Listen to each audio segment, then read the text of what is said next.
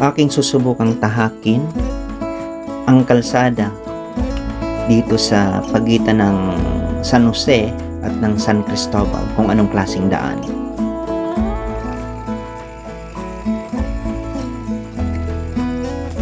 Ayan, makikita natin na hindi pa sementado ang daan na to, pero pwedeng daan ng mga bikers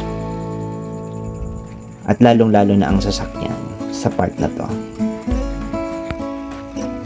Kabundukan ng San Cristobal.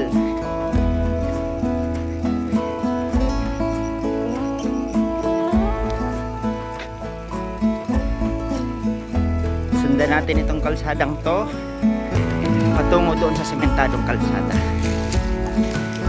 Putol pa kasi. Ayan, dito sa part na to may mga nakikita akong nagtatanim.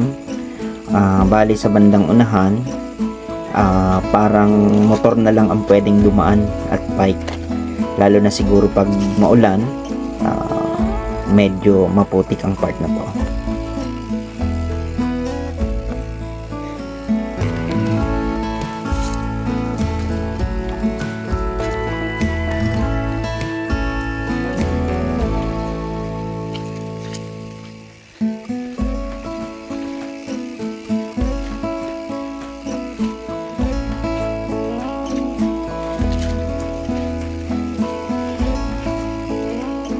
May mga bakas naman ng ng hindi ko alam kung motor o bisikleta din ang dumadaan dito.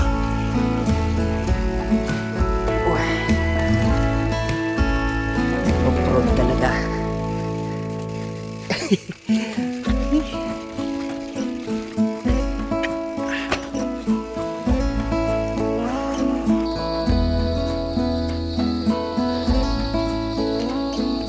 Oops, bundok na mga katropa.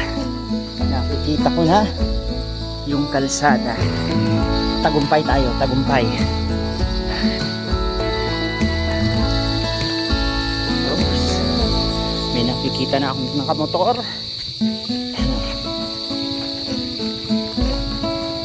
Tabi tayo at pangit ang daan.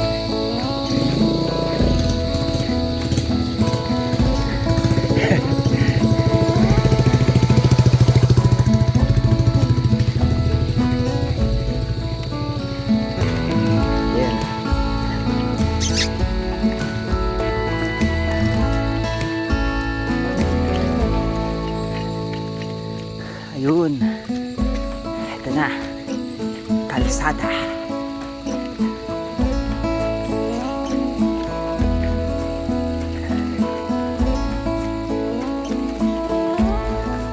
Estimate ko siguro mga kulang-kulang or mahigit lang 1 kilometro yung hindi sementadong kalsada dito.